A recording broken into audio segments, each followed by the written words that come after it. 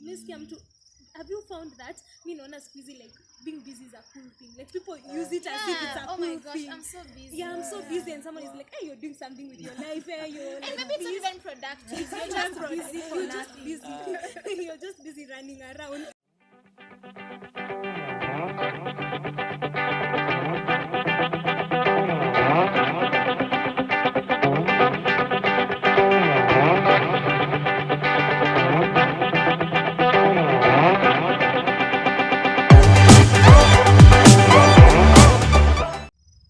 Welcome to Redefined Gospel YouTube channel, where we are thriving in Christ. So this channel seeks to handle contemporary issues and look for possible solutions to these issues, and ultimately ensure that we are all thriving in Christ. So if you're new here, consider subscribing.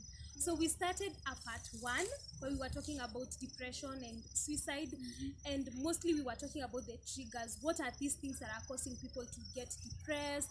What are these things that we need to look out for, not to succumb to them? Because if we succumb to them, then we will lose it, and we may end up having mental health issues. We may even get mad. Hatukusema hivyo though. Yeah, we may have these mental health issues. And you are here. There's a segment I have started since last week. It's called Candid Talks with the Squad. And today, not today, since last week, I have been with Tim and Tash.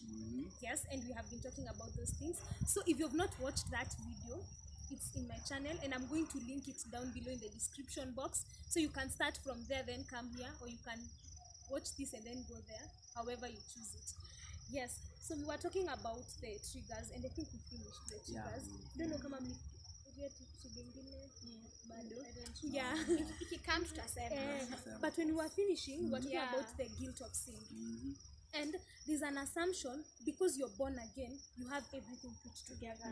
Like, because you're here, you're talking about the gospel and everything. If someone sees you struggling with something, it's an issue. So I think we need to talk about the fact that the church is a hospital for sinners. Like, it's not a place where it's For a perfect palace people. of saints and everything. We have to understand that. But a disclaimer, we are not saying people to go around and sin. We're not saying to say evil, but we have to understand that side.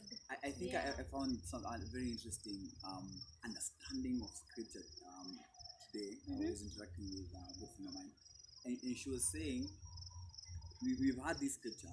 It says, he is faithful, he who began the good work in you will see it unto completion. So most of us really stop reading that scripture there, and then we are excited and we want to talk about it. But really it says, on the day of the Lord. And the day of the Lord means when he's coming back. So really, we are not perfect as believers, right? So we are always work in progress. And that's why there's grace, right? For you to be a believer, imagine, for you to be a believer, and for you to manifest everything as a believer, for you to be in the knowledge of all these things you're talking about at such a young age, it's not that we have so much experience, it's grace, that the Lord has allowed us to know stuff at such a young age.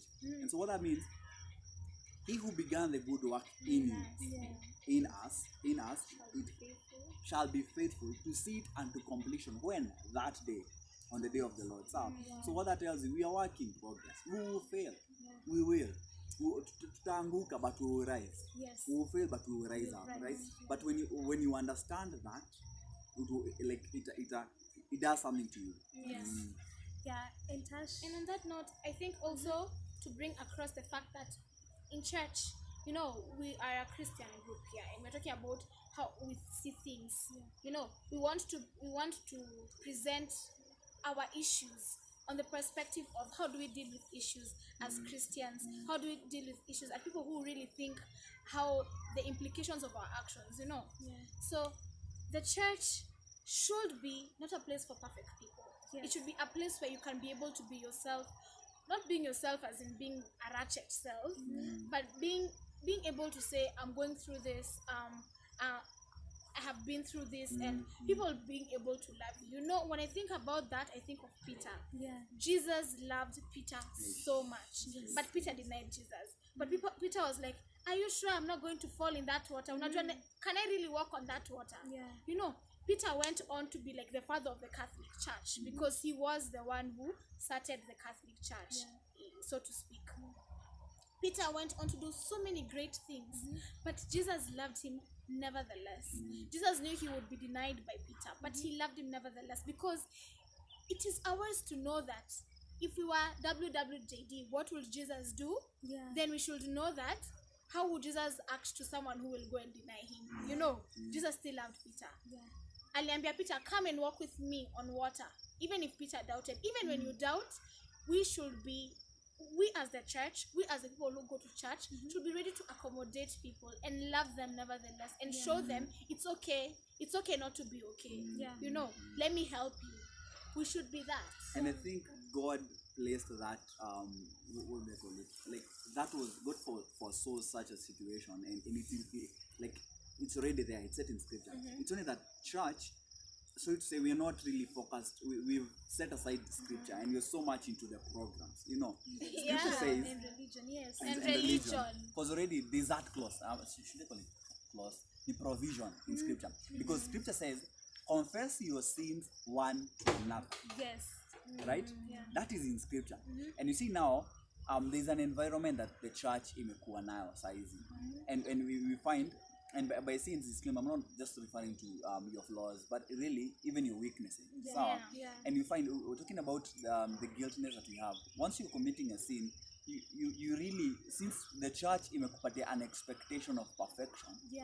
right? Self-righteous. Yeah, or mekupatia a particular expectation of perfection, or they're displaying a particular, you're afraid to share or do life with. What will they say about me? Yes. What will Like, they think of me? if kena nimwambie niaje, like I think I just impregnated a fellow sister. Like, what do they think? You Yeah, get? yeah, sure. But yet scripture says, confess your Yeah. sins one to One another, another. because that Yeah. moment you begin talking about it, that's the healing process begins. Yes. But when you keep it locked, Yeah. kijieke huko ndani, like Yeah. when you're not talking about your weaknesses, when you're not, remember in high school and primary school, ukiona shida ya hesabu ulikuwa unaenda, your teacher would encourage you to go to your friend and sielewi hapa, you know, Yeah. you lower yourself and you're like sielewi hapa, and that's what the cross came to do for us, you know, and open that avenue for all of us. And the moment I usually see people judging people a lot, I usually say they have a Pharisee spirit. Because the Pharisees were like, Pharisee kabisa. are you wearing long robes? And then Yeah. they were also asking Jesus, the disciples of Jesus, why are they not fasting? These people should be fasting. Why are they not doing this? Why are you going to the tax collectors? Yeah. And I feel the moment we start looking at people with such eyes, we become like Pharisees. And you know that affects people and makes people run away from the church. Yeah. Because people are like, these people are too judgmental. They are too perfect. I'm not perfect. So it's important for people to know that we are not perfect. And we have to understand that only God can perfect us in love, but we cannot attain that holy. We say God is holy. Standard, God, their holiness is just on another level. So if we try to be Pharisees and thinking that we are right all the time, it also puts people down. Yeah. And then another thing, even when we're looking at our approaches towards depression, is that most of the times we are busy people. Have you found that? Me naona siku hizi, like being busy is a cool thing. Like people use it as if it's a Oh cool my gosh, thing. I'm so busy. Yeah, I'm so busy, and someone is like, hey, you're doing something with your life, you're like, And maybe it's not even productive. you're just busy. You're just busy running around. So I feel like we have become too busy for our friends. We have become too busy for our families. And We too have busy for even for ourselves. Yes. Yeah, You know? even Even for for the ourselves. yeah. We are too busy. Yeah. And I feel like that's being too busy. We don't even check up on people. We don't. Like umeona text ya mtu ako like, hi Tash, how are you doing? And maybe you have another text telling you, hi Tash, I'm inviting you to this place and place to talk. So uta reply here, but here, how are you doing? You're like, una niwestia time, niko na vitu mingi za kufanya. And me, I've found myself guilty. Kuna time last year, I was doing like quite a number of things. So my friends were like, and wewe hata hatukuonangi. Then niko like, mimi niko busy, and I thought it was such a good thing. And you know, one of my friends was struggling like really much, but alikuwa anaona akikuja kuniambia nikunisumbua.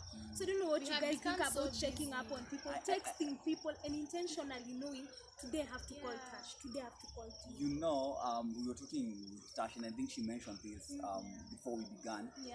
Like the basic truth is we always have those people who are suffering mental health among us, Yes. but we are never sensitive enough Yes.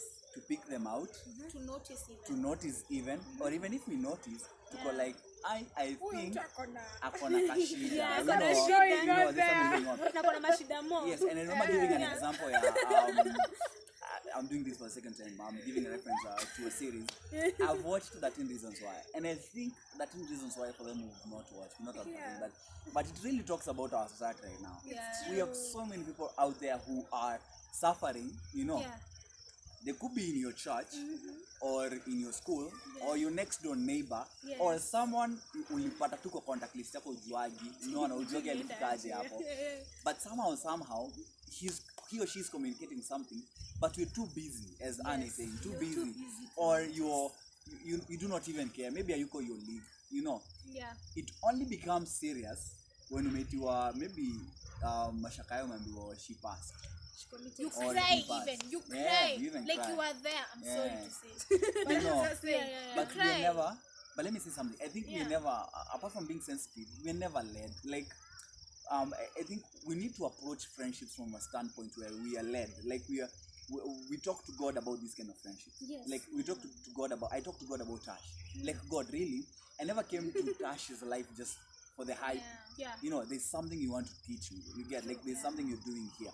And so once Maybe we there's something also, or maybe there's something she needs to know. Exactly. You know, You there's know. something probably I can help her with. You and know.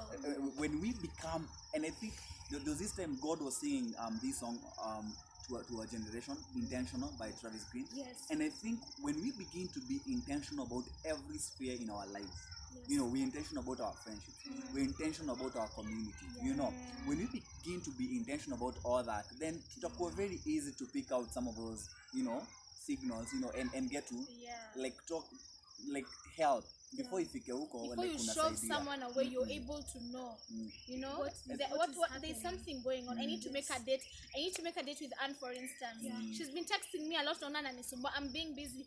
Why can't I give her a call and tell her, hi Anne, can't we meet on Friday? I'm sorry, I've been busy. You know, but can we meet on Friday? Let's have a chat. Let's have coffee. Amma, let's go for a walk. You know what you can do. Do what you can. Let's be intentional. I like what you said. Let's be intentional about every part of our life. If it's our career, if it's our family, you know, about loving each other, about our friendships. Let's be intentional.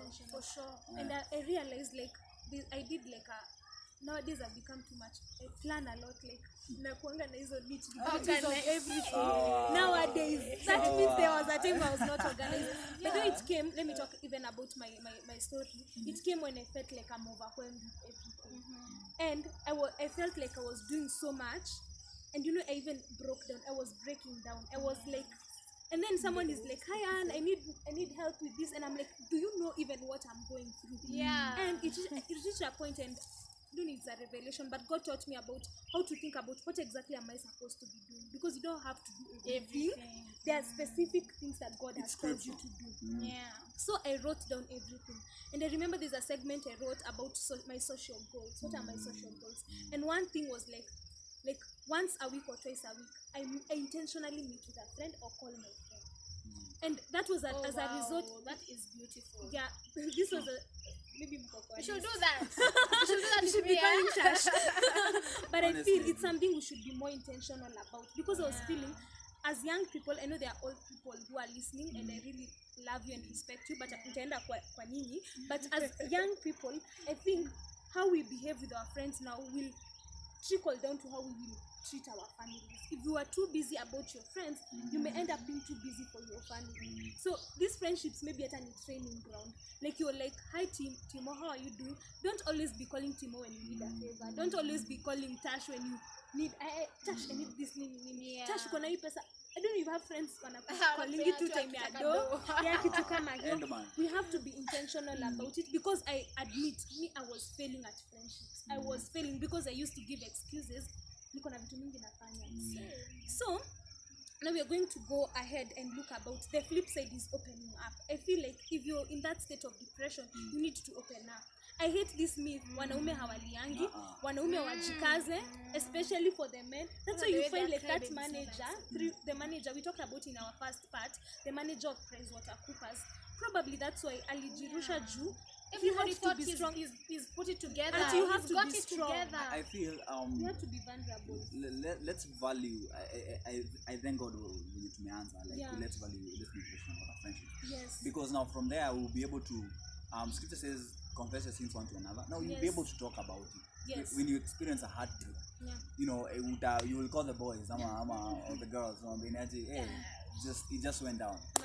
You know, and there's something powerful. Like there's a healing that takes place when you talk about it. You know, like ongea. And Communication is something else. Sure. And there really is something. Let me mention it before you put there. It says, he's looking for them who will worship him in truth and in spirit. You know, in truth. Like be honest with God. If you're hurting, you're hurting. Mwambie. Like I feel we're too hypocritical in our prayers. You know, I saw this example. Like unaongea na shem ama your English is this step away. Lakini ukienda kuomba unaomba ile English ya King James. You know, thy God, thou, you know, you just mean hypocritical. You get. Thy son is here. And there's no truth there. You know, like let's be honest in our prayers. Like God, if I'm let's hurting, have a conversation. Have a conversation with God. If I'm hurting God, by the way, honestly, Mungu, I know I shouldn't be hurting. You know, at times we get jealous of our friends. Like let's be real. We do. The thing is, when you go into prayer, most of us, you and I, when you're on your own exercise, most of us we get to a moment where unaenda kuomba and you're like, scripture inasemanga hiyo ni mbaya, so let me not even mention it. Say it. You get, but God knows, you know, and there's something about when you confess on the hey God, what I'm so jealous. You get, and so there's a healing that takes place because He's able to like anangeuko ndani and deal with it, and that is so powerful when you become so open to God about some of these things, and it really helps us. Like, go no more. And on that note, Anne had talked about how do you take time to think about your mental health? You know, we didn't even discuss that because we should discuss it. You take care of everybody else. You're taking care of Anne's feelings, of Timo's feelings, of Sujuhu's feelings, or how is the house doing? Do they have enough money for food? Have I paid my bills? But have you gone like, Tash, am I okay? You know, you ask yourself, am I okay? And then actually realize if you're not okay, what can I do about it? You know, how can I feel better? I need to read a book. I need to take myself out on vacation by myself. I need to go do something nice by myself. Go on a walk. Take a walk by yourself. You know, think about your life. Meditate. You know, taking time. I think it's very important to first take time for yourself and realize that you like ask yourself those kinds of questions and feel better about it and be like, yes, I took myself out. Yes, I bought myself some ice cream. And you know what? Even when you see this thing about comparing yourself with other people, that Esther is doing so much better than me, or Kate is doing so much better than me. And then how about when that time you've done something so good, you know? Then you have made it. Umefanya kitu umesema, by the way, I did really well. How did you make yourself feel better? Did you just say, I've made it and walk away? Did you take yourself for some ice cream? Did you take a walk? Did you do something to make you feel happy, you know? Reward yourself. Love yourself. Buy yourself a new dress if you must. Buy yourself new shoes if you must. When you do something really good, you know? Reward yourself. That's one thing I think people need to do. Don't reward others only. Reward yourself. Second thing I think we should think about is, am I communicating it? You know, am I talking about it? Am I accepting that I am going through something? Am I saying, I'm going through this and I need to think about it? Am I telling people about it? People love you. People around you don't understand what you're going through. Sometimes you can't blame them. You need to talk about it. You need to share your story. And then you might start feeling better just by sharing the first thing. I love the spending your me time alone, because sometimes we are in crowds, we're in places, and we forget about ourselves. And there's a YouTube channel I love. It's called Coffee and Bible Time. And in that YouTube, it's a Christian YouTube channel. We're talking about date nights and date days with God. Like you go peke yako, you go to that Java, you save una save kama hata 400, you just go and take a drink Or Treating cheapo. yourself. ama chipo peke yake. Okay, si lazima ni java. Tutaka very cool. And then tunaka unaka Hata kama ni tu hapo nje. Unajua. yeah. Lakini pia save for Java. Save. Yeah, save for Java. You Take sit yourself down out. and then you talk, you even journal with God, or you just sit there and you're just treating yourself. Ama one day dress up and go for dinner peke yako. By yourself. I think it's important we love ourselves because we're told love your neighbor as you love yourself. So kama unajipenda, if you just love your neighbors hapa, you won't love your friends the same. And I think ukisema ujipeleke Java, so ule mwenye Ameachiwa hapo kwa Java. you know what happens. Yeah. Umejipatia a particular standard, so ule mse atakuja kupeleke Java, uta place so much value on that kind of person. Yeah. Kwa like Acha kupeleka hivi. Efficient chips. There's a friend of mine, she's called Marianne. She's usually like, mimi utanipeleka kwa sijui kukupono na chips na mimi sijipeleka hivi. So you place value on yourself. Yeah, Take place yourself value. to Java. Take yourself to CJ's. Take yourself to all these nice fancy places. So whoever comes, well, like kupeleka, it's not the first time you went, you know. Yeah. So even as we wrap up, I want us to talk like like how do we move away, because probably you have someone who is undergoing depression. Nako like Anu you've talked about social media pressure with akina Tash and team. Nimetik. Umeongea about loving ourselves. I don't love myself. So how do I move from this state? Ndio tusiache mtu like okay niko depressed, ashajua kwa depressed. Sasa okay, sasa afanye nini? Yeah. I think let me begin maybe just a point before you end.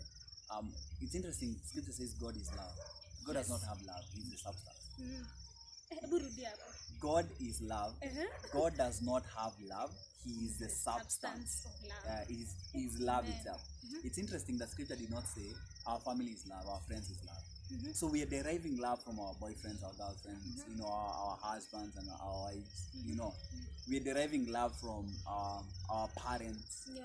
Does my dad talk to me the same way Anna naongelesha na babake? Yeah. You know, Yeah. is our interaction cool as I see it in movies? You know, Yeah. when you find love in God, when you found yourself in God, that you learn to receive love from God, Yeah. even if the society hates you, provided our love is perfect, is game, then that's it. That's all I care about, you know. And that is very important because we're in a society where people like left, right, and center so much focus on what people are saying about them, and it really hurts them. And I can relate because I've been there also. You know, you really care. Who akisema hivi, guy, by the way, you know, could it be true? You know. Yeah. But the most important thing is what is God saying about you? And on that point, at times, let's be when you're talking about being intentional about our friends. Some of our friends are not lovable. You know, autaki. You know, sometimes haujui kutafanyaje. And I found this powerful thing. I told God, can you love her or him through me? Because God unampenda. Oh yeah. Love him through me. Unaona, use me as a vessel. And it worked wonders. Like, I know you love her. Can you just use me as a conduit? And it's perfect. And it's really interesting. Yeah. And then I think there's something that Tash said. You have to accept you have that problem. You're depressed, ama you have that circumstance. Because the first thing is usually acceptance. If you've not accepted you have that problem, you have anger issues, management. you have panic attacks or anxiety. If you have not accepted that, then you can't be helped. Yes, and then being intentional about getting better. Yeah. Be intentional about so if you're feeling, you know, you could be really depressed, but you really need to feel it from inside that I need to get better. Tash, you need to get better. Even if when you talk about it, you don't feel like you want to get better, you just want to die, you want to kill yourself, or you want to do whatever extreme thing you can do, cut yourself, and those other things that people do to themselves when they're depressed. Inside your heart, one thing that can really lead you out of this depression is feeling deep inside of you, I really want to get better. Yeah. That's one thing. Another thing is realizing that people around you love you unconditionally. Yeah. That people care about you. People want you to get better. Those are things that motivate you. And then from there on, start following up with how am I going to get better? Now you can get solutions once you're in that space. Yeah. Yes. I think maybe finally maybe we'll talk about what's the trigger and what's the solution. Maybe read a book. You get like if it's social media, there's so many literatures out there and stuff to encourage. You know, read a book, go out Knowledge is power. go out for seminars and meetups with people, Yeah. to boost your self-esteem. And about social media, if social media is bringing you down, sometimes just have to delete those apps. Take a break. You like there's a friend of mine alikuwa anasema the fact that you're not on Instagram, life is not moving. At life it has stopped on Instagram. At Instagram will stop. If it's causing a problem to you, delete those apps and learn how to be to live a life without them, so that even if you install them back, they won't, you won't be a slave to that. You won't be a slave. And then there are these practical things like Tash, you were talking about breathing in. Yeah, and like out. the breathing thing. Yeah. I do the breathing thing when I'm having a panic attack. When I'm Yeah. about to get a panic attack. I'm like, you guys give me some time. Yeah. I need to work out. Even when we're having a conversation or an argument with someone and I feel like I'm getting to a new level that I can't control my feelings, I'm like, give me a break to be continued. Yeah. Go have your breathing thing or those exercises that are good. There are exercises that are meant for curing or making panics or stress feel better or for you to get better. I go and breathe in and breathe out, and honestly I feel better when that oxygen is in my brain. I don't know, something happens. Also working out, take a run, swim, do something fun. Skip, bro. Skip.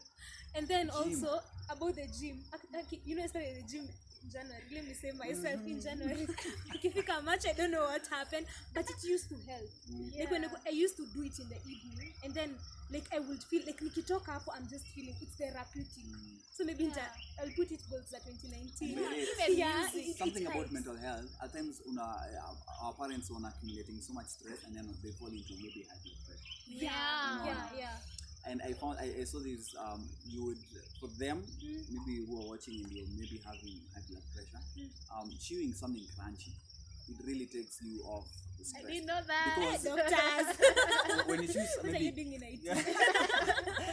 when you're chewing say carrot, courgette, cucumber, like something interesting happens. When you're chewing, actually unasikia And we're not psychologists, by the way. we're not psychologists. psychologists. This advice. And the moment you do that, you're taking your mind off what you're thinking. You know, then don't think too much. Nothing is ever that serious. It's never that serious. It's never that serious, It's hard to, I know it's hard when you say it that way and you're going through it, but it is never that serious. It's never that serious. And the last thing for me is affirmation. I affirm myself a lot.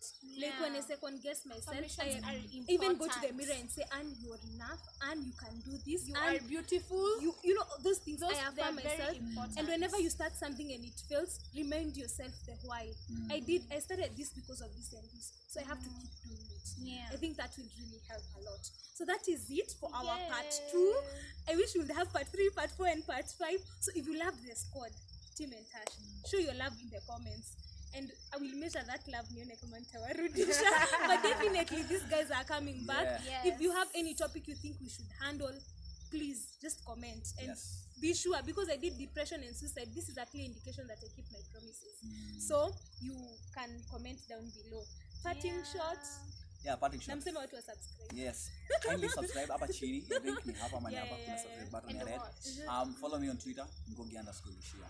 Uko na 114 nini? I have 114 followers. But anyway, follow, Please follow. But really, wow, love yourself. Love yourself and appreciate yourself. Venye tu wana amesema. Go all out on yourself. Yes. Ngogi_Gishia on all social media platforms, Instagram and Twitter. Yes. For me, I really enjoyed this. I'm so thankful for this platform to be able to talk to you guys and to have this conversation together. So also follow me on Twitter, whatever else you want to follow me on. It's all Kaylen Tash. It's really amazing. Spell that. KALLENTASH. Kaylen Tash. I think I will put them somewhere. Ataziweka hapo mahali. And subscribe, please. Please subscribe. And tell your friends. Tell a friend. Send. And invite Share. Let's keep this conversation going. Share. Remember, sharing is caring. Sijui ilitokanga wapi, but and remember to love each other. Yes, for sure. So that will be it. See you next week on Thursday, and I really love you guys. Thank you for the love. And by the way, Sita, I can't finish this YouTube video without talking about our studio audience. Asanteni sana. We have one amazing lady there, lakini haizi onekana kwa sasa. Alafu we have our director, my brother. Thank you very much. Yes, that will be it. See you next Thursday. Remember, God loves you a lot. Yes. Bye. Bye.